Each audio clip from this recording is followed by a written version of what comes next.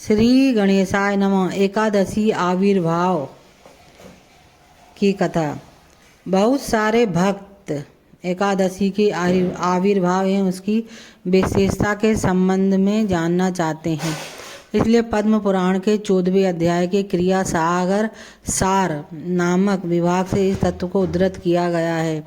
एक समय महर्षि जैमिनी ने अपने गुरुदेव से पूछा, हे गुरुदेव, एकादशी का जन्म कब हुआ और उसके जन्म का कारण क्या है? एकादशी के दिन उपवास पालन की विधि क्या है?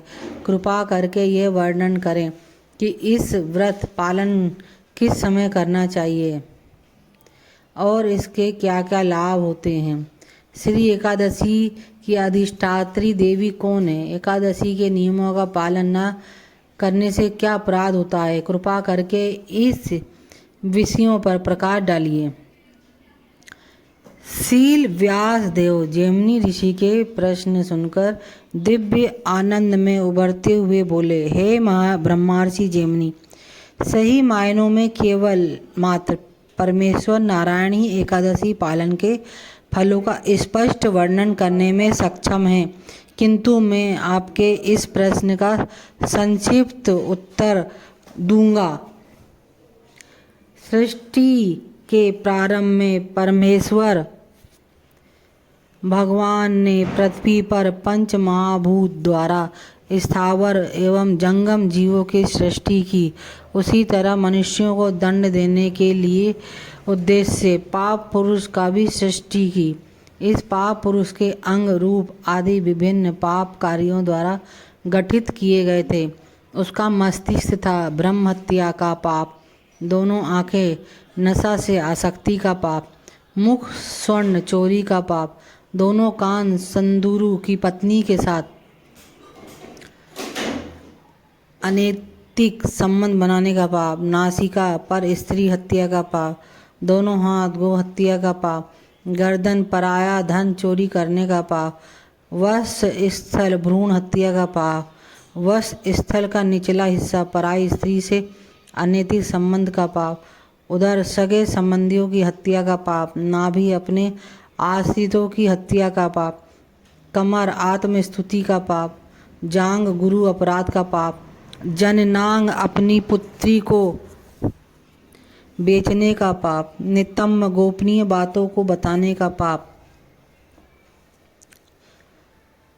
दोनों पैर अपने पिता की हत्या का पाप और उसके केस अन्य कम गंभीर पाप। इस प्रकार एक भयानक पाप में जीव की सृष्टि हुई। उसका देह गहन काले रंग का था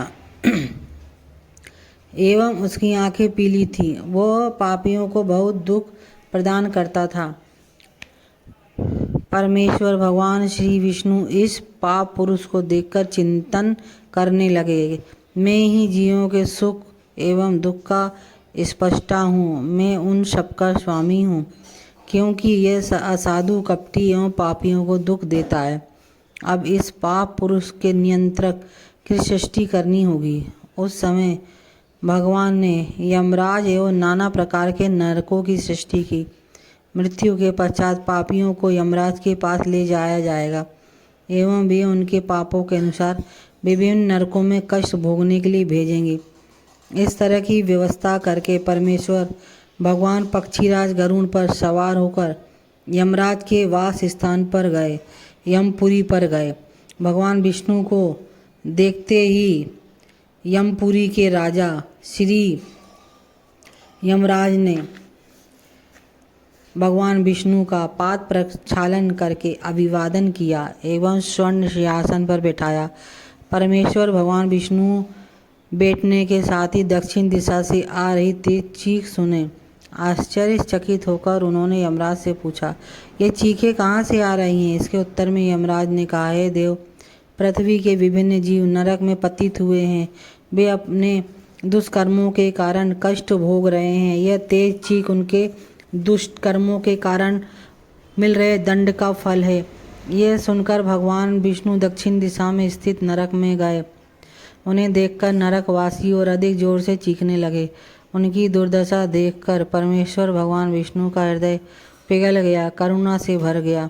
भगवान विष्णु सोचे मैंने ही इन लोगों की सृष्टि की एवं मेरे ही कारण सब कष्ट भोग रहे हैं। शील व्यास देव बोले, हे जेमिनी सुनो, परमेश्वर भगवान ने तत्पश्चात क्या कहा।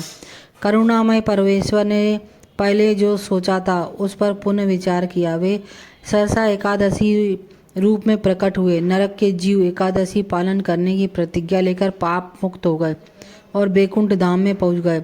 हे जेमिनी, एकादशी परमेश्वर विष्णु एवं परमात्मा के रूप में कोई भेद नहीं है। श्री एकादशी व्रत का पालन अति श्रेष्ठ कर्म है और सभी व्रतों में सर्वश्रेष्ठ है। श्री एकादशी के आविर्भाव के साथ ही पाप पुरुष एकादशी के प्रभाव को अनुभव करने लगा। वो भगवान विष्णु की स्तुति करने लगा। भगवान विष्णु प्रसन्न होकर उसे वरदान देना चाहे। पाप पुरुष बोला, मैं आपके द्वारा सृजित हूँ। आपकी इच्छा थी कि आप मेरे माध्यम से पापियों को दंडित करें, लेकिन एकादशी के प्रभाव से मेरा अस्तित्व नष्ट हो रहा है। हे प्रभु, मेरी मृत्यु के पश्चात जड़ देह प्राप्त आपके अंश मुक्ति प्राप्त कर वैकुंठ धाम को प्राप्त होंगे। सभी मुक्त हो जाएंगे तो आपकी लीला में कौन भाग लेगा। हे केशव, यदि आपकी शाश्वत लीला प्रकाशित होती रहे तो एकादशी के भय से मुझे बचाइए। एकादशी तो आपके विग्रह का ही प्रकाश है। एकादशी के भय से मैं भागकर मनुष्य, पशु, कीड़े, पहाड़, वृक्ष, स्थावर एवं जंगम जीव, नदी, समुद्र, जंगल, स्वर्ग, मर्त्य, नरक लोक, देवता एवं गंधर्व का शरण लिया हूँ, किंतु एकादशी के प्रभाव से मुक्त कोई भी स्थान खोज नहीं पाया हूँ। हे प्रभु, आपने मेरी सृष्टि की है, मुझे एक ऐसा वास स्थान दीजिए जहाँ मैं एकादशी के भय से मुक्त रह सकूं। व्यासदेव जेमिनी बोले, इस प्रकार प्रार्थना करके पाप पुरुष परमेश्वर भगवान विष्णु के चरण कमल में गिरकर क्रंदन करने लगा। तब भगवान विष्णु पाप पुरुष की दुर्दशा की देख कर हंसते हुए बोले, हे पाप पुरुष, उठो, अब और शोक मत करो। एकादशी तिथि को तुम्हारा आश्रय कहाँ होगा उसे ध्यान से सुनो। एकादशी के दिन तुम अन्न का आश्रय लोगे और चिंता मत करो, क्योंकि श्री एकादशी वहाँ बाधा उत्पन्न नहीं करेगी। पाप पुरुष को इस प्रकार बोलकर परमेश्वर भगवान विष्णु अंतर ध्यान हो गए एवं पाप पुरुष को अपने कार्य में लग गया। इसलिए परम लाभ के लिए प्रयत्नशील व्यक्ति को एकादशी के दिन अन्न नहीं ग्रहण करना चाहिए।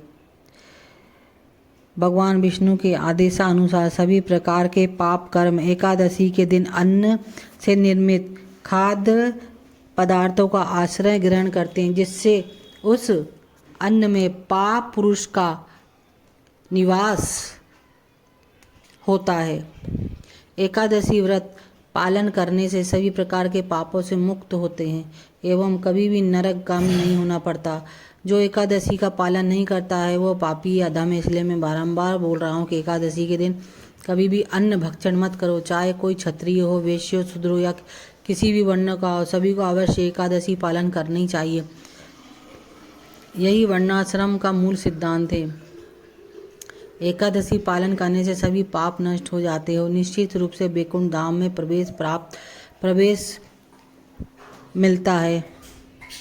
बोलो श्री एकादशी भगवान की जय। राधा रमणो विजय।